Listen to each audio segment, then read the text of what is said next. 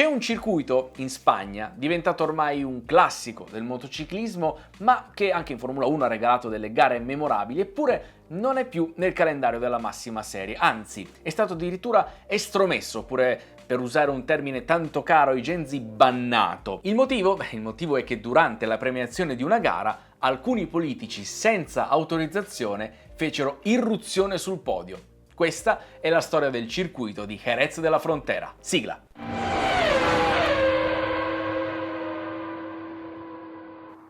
Bentornati sul canale di Motori Dimenticati, io come sempre sono Andrea, vi invito già da ora a iscrivervi al canale, a mettere un bel mi piace al video perché i vostri mi piace ci aiutano a continuare a fare il nostro lavoro e tenere alta insomma l'attenzione della piattaforma sul nostro canale. In ogni caso, benvenuti, questo è un nuovo episodio di Circuiti indimenticabili o dimenticati, questo dipende un po' dai punti di vista. Non perdiamo tempo perché la storia qui travalica anche i confini dell'assurdo. Let's go! Siamo in Andalusia all'inizio degli anni 80. A Jerez nel 1979 si tengono le prime elezioni democratiche vinte da un certo Pedro Pacheco, il protagonista di questa storia. Ed è proprio lui a lanciare l'idea di un circuito per le corse costruito vicino alla città per rompere il monopolio del Jarama nel motorsport spagnolo e far conoscere Jerez al mondo. L'obiettivo era sì promuovere il territorio, ma anche far conoscere lo sherry, famoso vino liquoroso prodotto in quella zona, che in quegli anni stava perdendo appeal all'estero. In pratica, il circuito di Jerez possiamo dire che esiste grazie all'alcol. Un altro punto a favore di quest'idea era l'uscita del circuito madrileno di Jarama dal calendario di Formula 1, che lasciava una porta aperta, perché dopo il 1981 il Gran Premio di Spagna non si era più corso. Jerez sembra una buona candidata anche perché la posizione del circuito era molto strategica. Clima caldo e stabile, tante ore di luce, vicinanza col mare e collegamenti comodi sia in auto che in aereo, ma quando il sindaco andò a cercare finanziamenti ricevette solo porte in faccia. Insomma, né il governo spagnolo né quello regionale dell'Andalusia volevano saperne niente ed investitori privati neanche l'ombra. La morale era, se Pacheco voleva costruire questo circuito avrebbe dovuto farlo solo con i fondi del suo comune. È stata una follia, oggi sarebbe impossibile. Abbiamo bussato a molte porte per trasformarlo in un'attrazione metropolitana. Questo andava oltre la sfera municipale e generava molta ricchezza per l'intera area. Jerez da sola non poteva permetterselo, ma non volevano capirlo a causa di pregiudizi politici. Ma c'era anche un altro motivo che spingeva il signor Pacheco a volere un circuito permanente, cioè che a Jerez fin dagli anni 50 si tenevano gare motociclistiche, in particolare una cittadina chiamata Trofeo La Merced, ma era una corsa pericolosa, molto pericolosa, come tutte quelle cittadine organizzate in quegli anni. E 10 anni prima un idolo locale, amico tra l'altro della famiglia di Pacheco, aveva tragicamente perso la vita durante una di queste gare. Costruire un circuito permanente avrebbe insomma ridotto anche questi rischi. Viene così individuato il terreno adatto, posto a circa 5 km dalla città, ma è diviso in tanti lotti di proprietà di persone diverse che andrebbero unificati. La cosa non è semplice, il progetto del tracciato viene affidato all'ingegnere spagnolo Manuel Medina Lara, basandosi su un'idea dell'italiano Alessandro Rocci, all'epoca presidente della Federazione Automobilistica Spagnola. Tra l'altro si dice che il primo disegno della pista sia stato fatto seguendo la forma di una catena lanciata e stesa per terra. Un po' sapete come quando si prendono quegli elastici, si buttano per terra ed ecco un circuito per le corse. E questo è stato fatto veramente. Il tracciato è lungo 4 km e 218 metri, ha un rettilineo principale di appena 800 metri, circondato da una serie di curve tecniche e impegnative. L'inaugurazione ufficiale è fissata per l'8 dicembre 1985, con una gara del campionato turismo spagnolo. Ma forse per la fretta di aprire i battenti o per l'entusiasmo, dite voi, qualcosa non torna. I box non sono ancora completati, l'edificio della direzione gara non è pronto e manca persino una rete fognaria per far defluire l'acqua della pista. E secondo voi, con quest'ultimo dato a vostra disposizione, cosa potrebbe mai succedere il giorno prima dell'inaugurazione? Esatto, piove a dirotto. Insomma, la pista ovviamente si trasforma ben presto in un lago, tutto intorno è solo fango e melma, ottime premesse direi. Ma nonostante questo piccolo intoppo, la storia del circuito di Jerez decolla subito. E il motivo sapete qual è? Beh, molto semplice. Pacheco è in ottimi rapporti col signor Bernie Ecclestone. Dato che nel calendario di Formula 1 manca una gara in Spagna, il circuito di Jerez rimane quasi l'unica candidata a ospitare questa tappa, ma ancora una volta l'unico ente a finanziare il progetto resta il comune. E quindi ritorniamo sempre ai problemi di soldi, ma sentiamo che cosa ne pensava Pacheco. Quando abbiamo firmato l'accordo con Ecclestone, lui non riusciva a concepire che un sindaco potesse essere la forza trainante di un circuito, quando i circuiti più importanti del mondo avevano consorzi privati. Ma adesso, prima di proseguire nella storia, lasciamo spazio e pista a Yuri che ci porta a fare un giro on board sul circuito di Jerez. Ed eccoci qua Andrea, siamo sul tracciato di Jerez, questa è la versione del 1988, siamo con la Footport Porsche del 1991, ci prepariamo dopo il rettilineo dei box alla prima staccata, questa curva verso destra abbastanza lenta, una breve accelerazione, poi di nuovo una curva verso destra ancora più lenta, dobbiamo cercare di sfruttare bene l'accelerazione, poi terza, quarta, quinta, per questo curvone verso sinistra da fare praticamente in pieno, poi ci prepariamo per questa nuova curva veloce verso destra, qui stiamo entrando nella parte vecchia del tracciato e qui abbiamo una chicane sinistra-destra che ci mette in quello che sarebbe poi diventato il rettilineo dei box, opposto ai box, quello dell'incidente Schumacher-Villeneuve. Ci prepariamo alla staccata qui a ruote bloccate, mettiamo l'ancora per cercare di frenare, poi di nuovo in accelerazione, ancora una curva da fare in pieno verso sinistra e ci immergiamo verso che è quella la curva più difficile e bella del tracciato, questo curvone da sinistra da fare in quarta e poi frenatona per una nuova curva verso destra, ancora in terza, ancora destra in terza e ci mettiamo in quello che è l'ultimo tratto del tracciato, questa curvone verso destra che verrà poi ripiazzato dalla chicane Senna, accelerazione qui tutta in pieno per arrivare alla staccata dell'ultima curva, qui a sinistra abbiamo l'ingresso dei box, seconda, tornantino verso sinistra e siamo nuovamente sul rettilineo dei box. La gara viene inserita in calendario il 13 aprile, lasciando soltanto pochi mesi per completare tutti i lavori necessari, ma a complicare questo processo ci si mette il maltempo. Quell'inverno piove quasi ininterrottamente e spesso quello che gli operai costruiscono durante il giorno di notte viene quasi disfatto dalle piogge copiose. Nonostante però i ritardi e gli imprevisti, il tracciato riesce a essere completato in tempo per il grande evento, il Gran Premio di Spagna 1986. Sì, va detta anche una cosa, la pista c'è, cioè il circuito è pronto, ma mancano tutte le infrastrutture di collegamento. Nella zona mancano strade adeguate, strutture ricettive, collegamenti efficienti. Fatto sta che i team e lo staff della Formula 1 dell'organizzazione vengono sistemati in guest house e hotel dei dintorni molto piccoli, addirittura alcuni vengono dirottati su Siviglia con tutti i disagi logistici che questo comporta. Anche per il pubblico raggiungere il circuito è tutt'altro che semplice e poi c'è un altro aspetto da considerare. All'epoca in Spagna la Formula 1 non era così tanto popolare e vorrei vedere, manca una squadra spagnola, mancano piloti spagnoli, per cui l'interesse è piuttosto basso. Quindi è un flop totale? Ma non proprio, a salvare il tutto arriva una gara spettacolare. A prendersi la scena è Nigel Mansell, che dopo qualche giro di studio infiamma il pubblico con una serie di sorpassi spettacolari. Prima le due McLaren di Rosberg e Prost, poi il compagno di squadra Piquet e infine si prende la testa della gara scavalcando Senna.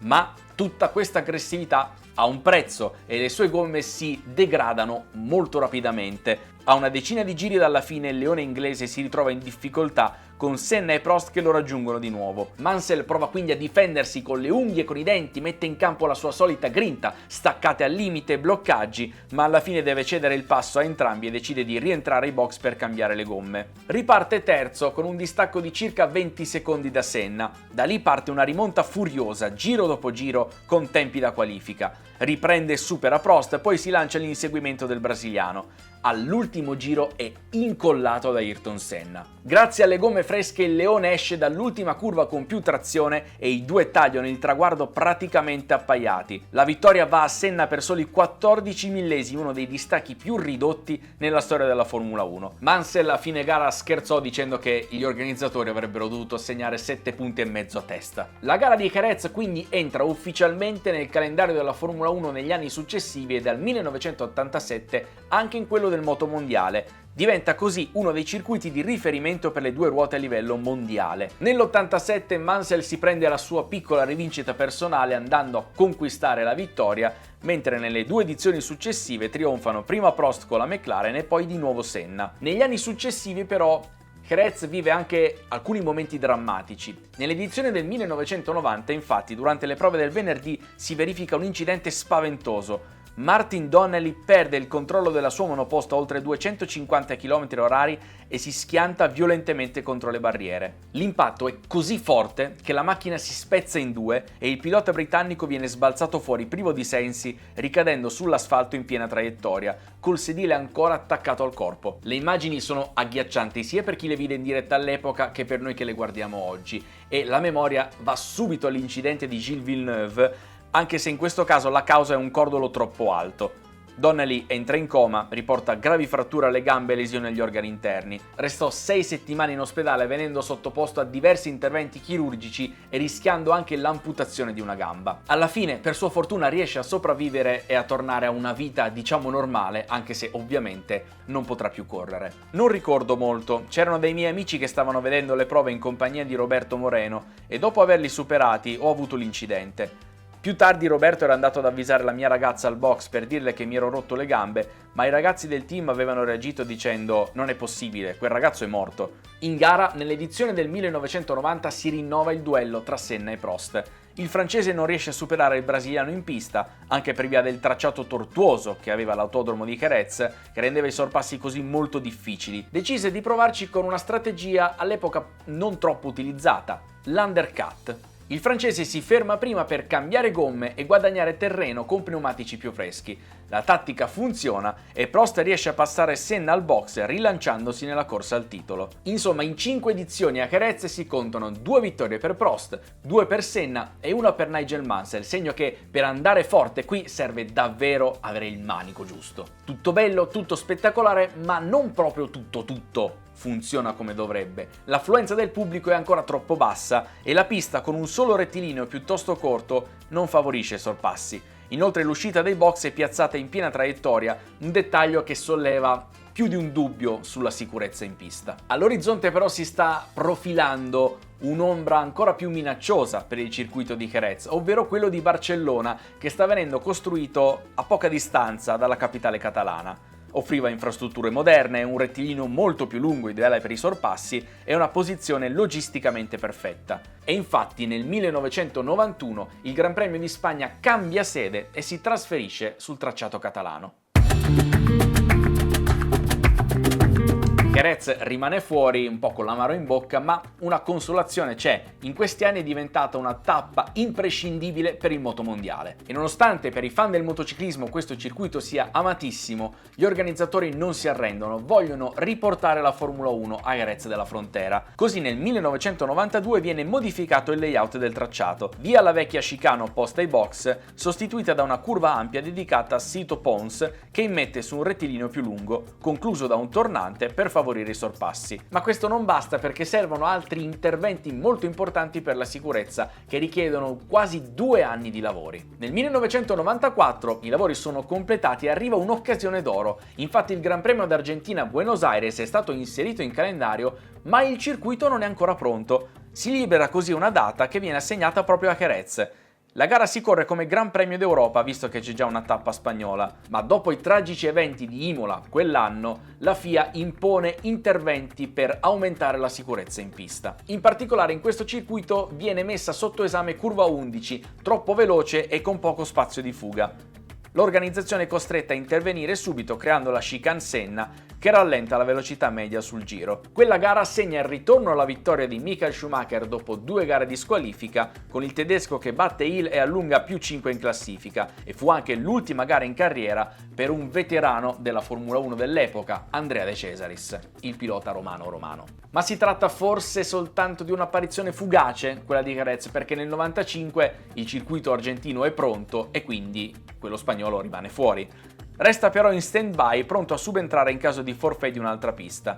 Cosa che succede nel 1997. Infatti il Gran Premio del Portogallo, con sede a Estoril, salta per problemi legati ai lavori di ammodernamento e così la gara viene trasferita a Jerez, che per la prima volta ospita l'ultima tappa di un mondiale di Formula 1. E lasciatemi dire, che ultima tappa! Schumacher e Villeneuve arrivano infatti alla gara decisiva con un solo punto di distacco. L'atmosfera è elettrica, in qualifica succede qualcosa di incredibile. Il tedesco, il canadese e Heinz-Harald Frentzen segnano lo stesso identico tempo, tanto da far sorgere alcuni dubbi sui sistemi di cronometraggio, magari abilmente manovrati da Bernie Ecclestone, non lo so. Ne abbiamo parlato tra l'altro in questo video qui, in cui abbiamo raccontato proprio quella magica qualifica. La gara, il Gran Premio d'Europa 1997, partì con Schumacher che per una delle poche volte nella sua carriera azzecca in pieno la partenza e si mette davanti, guidando per 2/3 di gara e poi rallentando leggermente, permettendo a Villeneuve di avvicinarsi. Al tornante dopo il rettilineo opposto ai box, il canadese tenta il sorpasso, ma Schumacher chiude la traiettoria e lo colpisce con una ruotata sul fianco. Il tedesco ci prova, ma alla peggio, finisce nella ghiaia ed è costretto al ritiro. L'episodio fa esplodere le polemiche. Il gesto di Schumacher viene visto come volontario e anche Mazzoni in telecronaca al momento è durissimo, rischiando quasi il licenziamento. Sinceramente non ci saremmo mai aspettati un comportamento del genere da parte di Michael Schumacher. Dispiace dirlo, ha cercato l'incidente. Villeneuve riesce a proseguire e all'ultimo giro però si deve arrendere alle 2 McLaren, regalando a Mika Häkkinen la sua prima vittoria in Formula 1. Col terzo posto Jacques diventa campione del mondo, un finale da film che potrebbe ridare nuovo slancio alla pista di Jerez, e invece durante le premiazioni succede l'inverosimile. Qui va fatta però una piccola premessa: la FIA stabilisce ovviamente prima della gara chi deve consegnare i premi ai piloti. Per l'edizione del 1997 gli incaricati dovevano essere Carlos Garcia, presidente dell'Automobile Club spagnolo, Max Mosley, presidente della FIA, e Jürgen Schrempp, CEO della Daimler-Benz. A completare il quadro c'era anche un VIP ospite, ovvero il tenore Placido Domingo, che doveva consegnare la bottiglia di champagne al vincitore. All'improvviso, però, durante gli inni nazionali, il sindaco Pedro Pacheco e Manuel Chavez, presidente della regione Andalusia, irrompono sulla torretta del podio nonostante non fossero previsti. E come ci riescono però? Avevano ordinato alla polizia locale di bloccare la sicurezza della FIA per riuscire a salire sul podio. Fatto sta che la premiazione diventa surreale, perché Mosley riesce a premiare Häkkinen, ma Pacheco e Chavez consegnano comunque i trofei al secondo e terzo classificato, il tutto mentre insultano Carlos Garcia, accusandolo di essere responsabile della loro esclusione, dandogli del ladro e dello svergognato. Mosley comprensibilmente va su tutte le furie, parla pubblicamente di scandalo, minaccia di bandire definitivamente Jerez dagli eventi FIA e addirittura di ordinare la demolizione del circuito. Vabbè, adesso un attimo, parliamoci un secondo.